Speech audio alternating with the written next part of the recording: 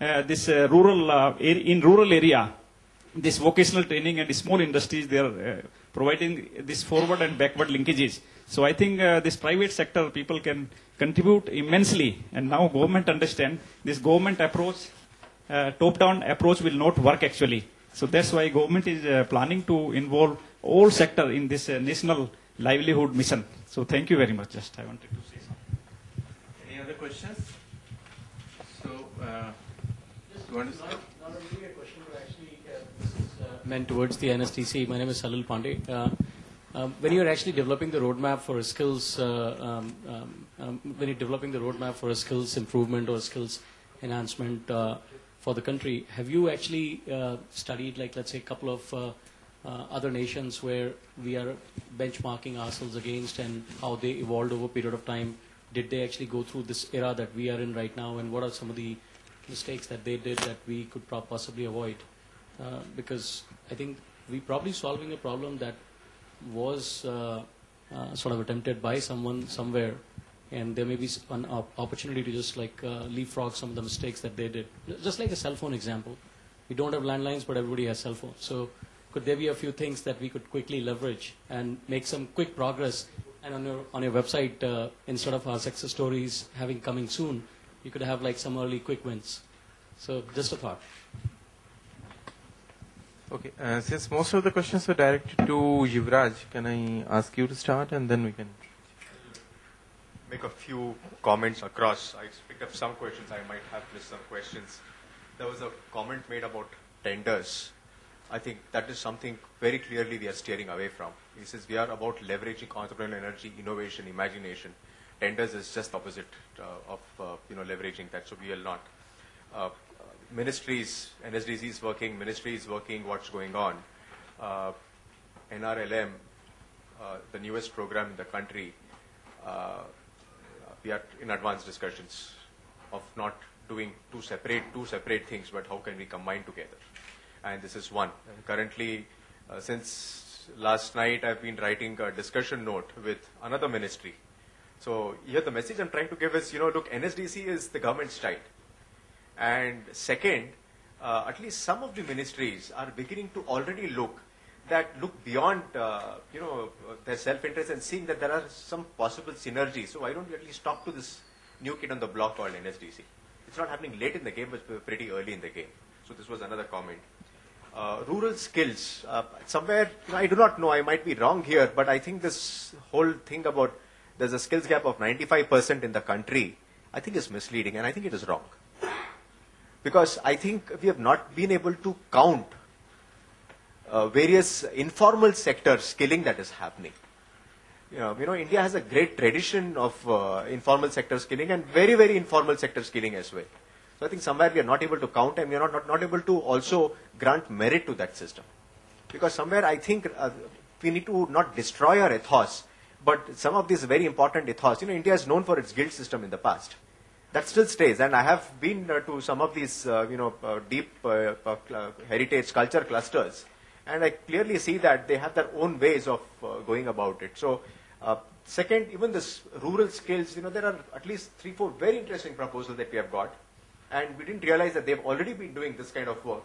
And we've been asking SS, can you add 2 zeros to whatever you've been doing so far, kind of a thing, and tell us how we can help you. So it has been happening. Forward and backward linkages, I think that's very, very crucial that we are talking about here. Very clearly, I think while we are talking about skill development, I think we also need to start talking about skill mapping and skill matching. It's wrong to say there are no skills in the country. Many times, the buyer and seller do not know that both exist. So we just need robust, information system. No rocket science. This is straightforward, which is already happening in the corporate world. We need just those mechanisms to solve different kinds of problems and very large problems. I think skill mapping and skill matching is a very, very important if we need to get the skill development engine get going.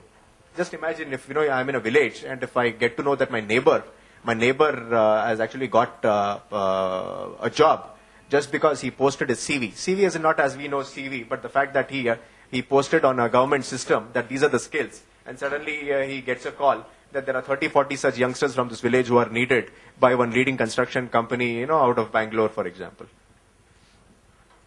learning from other countries, I think it is important. But frankly, the various visits that I have made, not great, but at least 6-7 different states and villages in these 6-7 thing, I think we need to blend both. At a concept level, I think concept ideas, yes. But at a detail level, I think we need to work it out what is relevant, what is contextual for our country. For this whole notion, this Mitanin model in Chhattisgarh, 60,000 people is unprecedented. The Western world will scoff at this idea. They will say this is nonsense. Is it how can class 5 people, class 8 people, be prescribing? They don't prescribe medicines, by the way, but they're doing this barefoot doctor kind of a thing. It's completely, it's radical to them. Forget radical, it's blasphemous for them. Some of the doctors in this country have actually told them, this is what nonsense. You can't be doing this kind of thing. At the same time, the wise doctors, the finest doctors in the country also endorse this model. It says this is the model. This is the way that India needs to go. And by the way, not just barefoot doctors, barefoot veterinarians, barefoot soil engineers, barefoot crop engineers. So it's the same analogy that I told you, which is how did this mobile guy learn to start repairing? When Dada came up, he said these are 20-30 things that go wrong in a mobile. He just teaches that. Isn't this true for almost every domain where you need to pick up knowledge? It is true. At least to 60, 70, 80% of the problem. If we can equip our village with these things, and there are a whole set of problems that are dealing with crop nutritionists, repairing tractors, repairing trawlers and things like that. Are they rocket science? They are not rocket science. Can they be taught? Yes. In an imaginative way? Yes. Especially with pictures, films, and the interactive kind of a thing. Maybe there's a way out. Last one, this coming soon. I appreciate a comment. I think there are a few other people who have told us, what is this when we go to case studies? It says coming soon kind of a thing. It's, I know it is definitely wrong. But let me tell you, there are already some very interesting case studies. 2 days back, NSDC cleared a proposal from Pratham, NGO, a for-profit model. Day one, they will be charging full cost. What is the size of the proposal? $1 million plus. What is the capacity of the proposal? In our opinion, much more than that. So, that is something that consistently I have seen. It says, गरीबों के पास पैसा नहीं है. Wrong. गरीबों को क्या चाहिए पूछो, वो बना के दो, पैसा है उनके पास. I go to rural interior Jharkhand, chain of 8 schools running. There is a big queue. They have expanded to 8 schools, but there's still a big queue. How much do they charge? Primary education, 200 rupees per month. That is a lot of money for them. But there is still a big line. Because there is great quality, low-cost model, great quality education that is being dispensed with. So I just ran through some of the questions that actually came across and a few things that occurred to me. I've missed some of your questions. I'm sorry. Yeah. Okay. There was a point where you were talking about what is the role of the entrepreneur in this project with the government. Am I right? That's what you want to know? See, what the government did was, first of all, they said that they didn't want to deliver the program. Okay. Because as it is, they've tried to do that, and this is not their work. So what they did was they spoke to around 3 companies and said that, you set up your own network, and in your network, get the right kind of entrepreneur. Entrepreneur is a person who sees an opportunity and works on it. So what we did was, we had to open up, like my company was supposed to open up 500 centers in Gujarat. Now that means they give us 500 locations, but having 500 teachers who would report in time, work and deliver results was not possible at the cost or the revenue that we were going to make. So what we did was, we picked up teachers, mediocre teachers, and made them entrepreneurs. Said, here you are my partner, take up this project, I'll give you training, I'll give you the content, I'll support you, you go deliver. The more business you do, the more your revenue is. That's how it worked. So that was the entrepreneur part. What the government did was, you want to set up a shop, I'll give you a place, sign a document that you're going to deliver these training hours. I'll give you a projector and a computer worth 70,000 rupees at that time. I'm talking about 3 years back. So that is what was the work of the government. What they did was, they ensured that they had a QAC. They had a set of 5 people who would go down to each center, based on the norms, grade them. Now if you fall under the A grade, the government would give you some business. Like the tribal department, okay, you train X number of people, we will pay for you for that. For the rural department, you train X number of people, we'll pay you for that. If your work is good, you get government assistance also. So that is how the entire ecosystem worked, where everybody benefited by doing the right thing. Okay, the student who's paying an X amount, because he can go and demand, I want this. That was the first thing. Second is, the person who's teaching, he says, if I do a good job, I'll get X number of confirmed students. My revenue goes up, plus my student gets me more reference. Okay. Companies like us, we supported them, we monitored them, so that if they could do good, they do more numbers, and we were paid for that because our content used to go. And the government got it in the way is, the entire, talk about 5 years down the line from now, is in Gujarat, English was supposed to be a no-no word. Because of it largely being a BJP state. They said, nothing, we know to be more to our local language. They realized when the industry asked for it. So what they could do is they could get a strong positive vibes from the industry, and the industry started coming in that this government actually works. So that is how everybody benefited. So that is how the entire system was work. Did I answer your question, or did you have something else? Sir?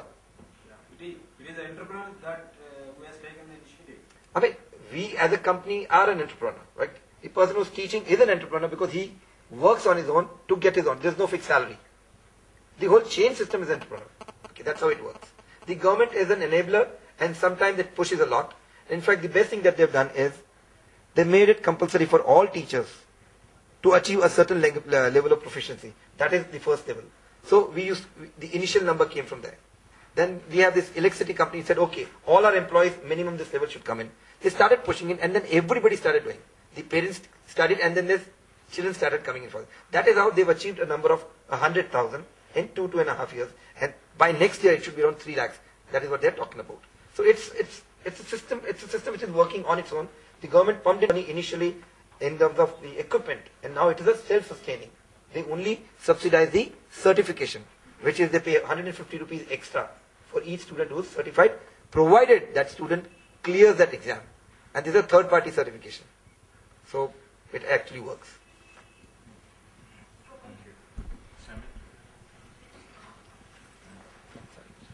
Mr. Raghupathi? I just want to share some of the information which after the discussing and also interaction from the audience. So somebody pointed out that the best practices for skill development from other countries and all. See, as you all know, India of late, started, skill development. When industrial training institutes were established way back in 52, I think in the last 50 years, nothing has happened. Only very recently, about 5 years back, this center upgradation of ITS into Center of Excellence came into existence, followed by immediately the public-private partnership, and then modular scheme. All happened at a simultaneously, one after the other schemes has come up. And India, as you all know, we are not lagging any of these skills. First of all, only the best practices, the system we have to put in place. As Mr. Yuvraj, rightly said, we are already, having skills. For example, if you take, any fabrication sector, what we normally conceive is the roadside people who are doing grill work in welder and all. But they have the skill. But the same skill, if you go to any developed nation, nobody will do like that. They will wear the apron, they will wear the shoes, they will wear the goggles, they will wear the helmet, everything. Skill part is concerned, I think Indian can compete anybody in the world. For your information, we have not been known that world skill competition is existed. Only of late we came to know. This department is running for several years. But we came to know of late that there is a world skill competition like Olympics. Once in 2 years,